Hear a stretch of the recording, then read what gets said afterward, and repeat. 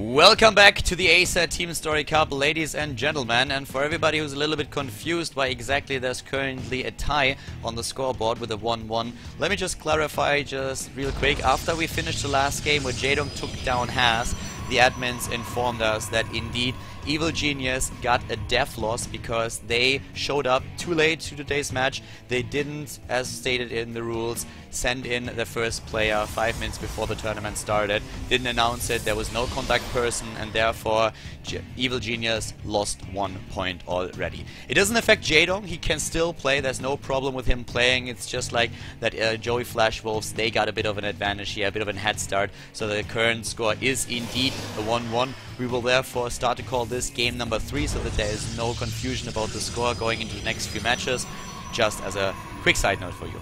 Starting to the bottom left, we have a Protoss player for Joey FlashWolves once again. This time it is not Has, no, it is indeed San. It is the Korean player starting here for the Taiwanese team. And we are on Overgrowth, map number 3. Starting to the top right, we currently have JaeDong, who won 1 match already today against the Protoss player. Took down Has, who had a very, let's just say, very creative build that he used against JaeDong.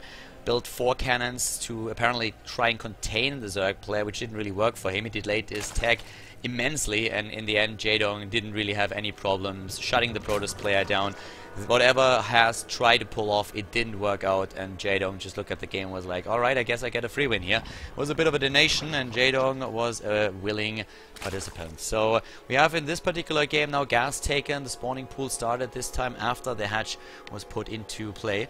And all the way at the bottom left, we see for San a probe moving out and apparently eager to get some scouting information to see what exactly is going on to the top right, if there is gas taken, and what JaeDong's opening into this game is. It's going to be a very different Protoss versus Zerg from what we've seen in the game where JaeDong played versus Has. That much is already certain. San, of course, a very, very strong opponent, a great Protoss player, and definitely someone who has shown against Zerg absolutely incredible builds in the past. He has very good unit control and great micro. One of the main reasons why he's so successful. When he was playing in the Aces RG tournament, for example, in the last year, he was able to take down every single Zerg player that he went up against. The builds, not necessarily builds that surprised the Zerg players, but just the execution was so crisp and clean that it was very difficult to find a weakness in them to exploit. So JaeDong is now up against this Protoss monster and has to try to take him down somehow. It's one of the heavy hitters that we have for the Joey FlashWolves. Linog, of course, another strong player in the lineup. Usually they rely on Has, Ian, San, Linog, and if they need another player, if they need a 5th, they are experimenting a little bit. They still have a couple of additional players in there. Very nice development here already. JaeDong is taking the gold expansion of his opponent. Well, I'm not quite sure what I'm supposed to say about this entire series so far here at the Acer Team Story Cup, but the developments are very interesting. JaeDong assumes that this base is going to be scouted very late by the Protoss player, that San will have no reason to send a probe over here to scout this. This base, on the other hand, if he would have taken his own gold expansion, San is bound to at some point send a drone in and just see what exactly is going on. I mean, you can already see the probe right now moving in and trying to have a quick look. But the base over here is, of course, a little bit of a gamble, but that might very well work out. Even if he just gets a few of his harvesters in and can mine the gold mineral patches for a minute or two, this is going to work out in his favor. This is going to pay off thanks to the minerals that he's going to get then. So it's a bit of a gamble, and, well, we are going to find out if he really is able to make it work, if that's going to pay out for him. Zerglings trying to rush in, and the force field, of course, started. The Lings in the end just there to attack a little bit, but as you can already see, we have a warp in with a warp in pylon all the way at the front here at the debris. The mothership core is part of this as well. The base is completed, and we see the queen start, and is probably going to start with his own drones very soon. Doesn't send any drones cross map. There's always the danger that the Protoss player will see the drone slide and then of course know that there's another base somewhere. Here come the Zerglings already having a quick poke, and the mothership core actually confirming that there is no 3rd base just yet.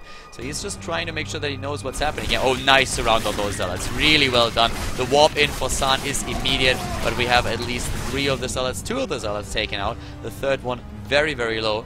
and he's starting to mine. He's starting with the inject, he's starting to mine from his third base, and this is income that is slowly building up for JaeDong that San doesn't know about. San will play this game under completely wrong assumptions, and that is always super dangerous. The tag for San is going to be the Stargate, and right now what he thinks is happening here is he thinks that with his pressure that we already have here, with his potential to move in, JaeDong is a little bit reluctant to build a third base. We have the tag in the main base going straight into lair, and also Roach Warren and Evolution Chamber started, whereas this is really starting to pay off.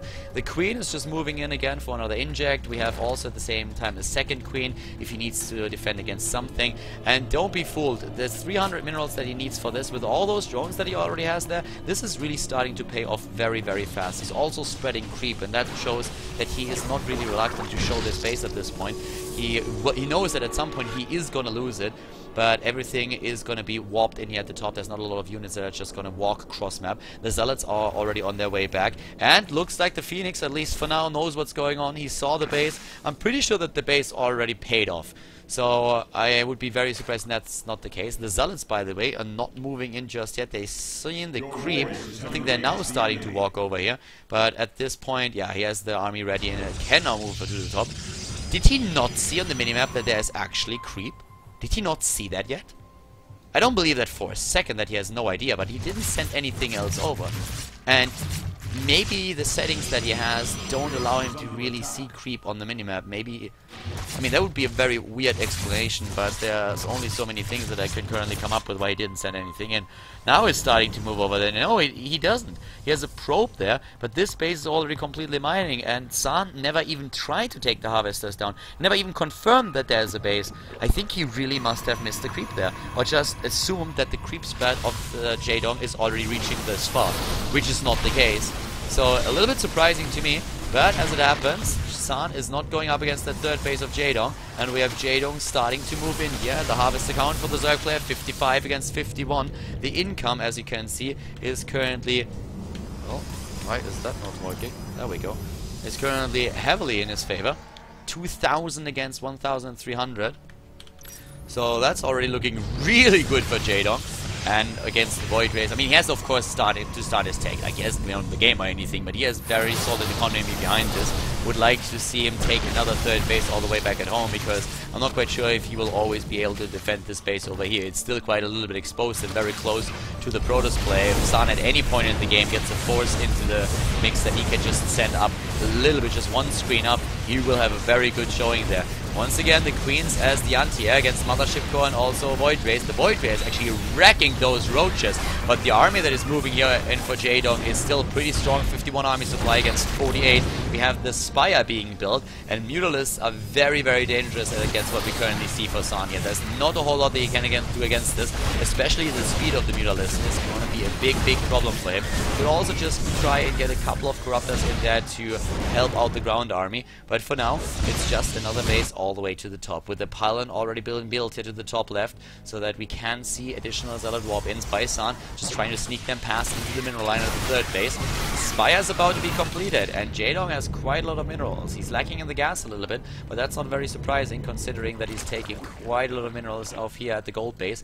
The double extractor is nearly completed. He's moving in again against this army of San. San is very, very hard pressed here by his opponent, and the Queens are trying to take down the first of the Void Rays. The ground army on the other hand is already annihilated. Void Ray number 1 able to escape, and resources lost. 5,000 for JaeDong, only 2,000 for San. We have a few DTs now moving in, and there's not a whole lot of detection that JaeDong has. He's starting with the Overseers immediately. In the main base we have another Dark Templar trying to take down a few Harvesters. Harvesters lost so far 5 already.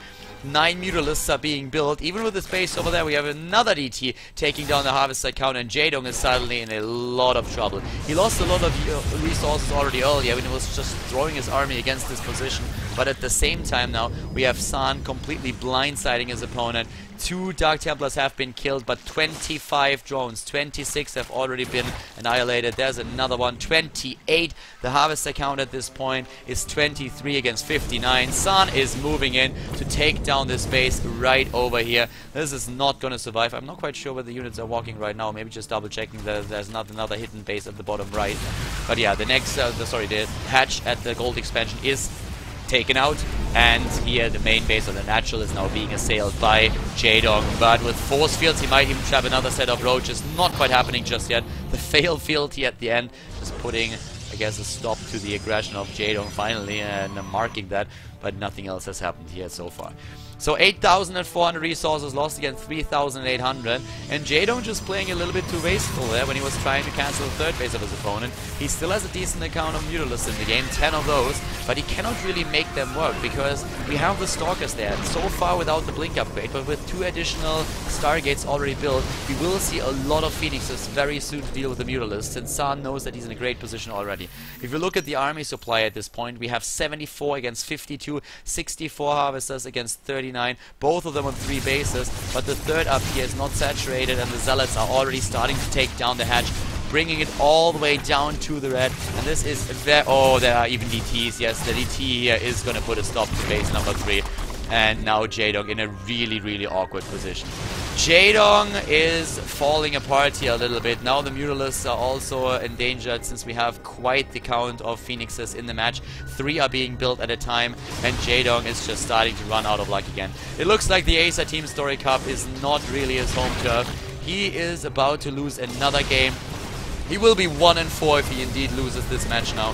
He's currently down to 70 army supply, but it's the economy that is really absolutely horrible for him. He doesn't have the income, and that's a big problem since he can't rebuild his army. GG being called. San a little bit too strong for the Dong. We have a 2-1 lead for the Joey FlashWolves against Evil Genius.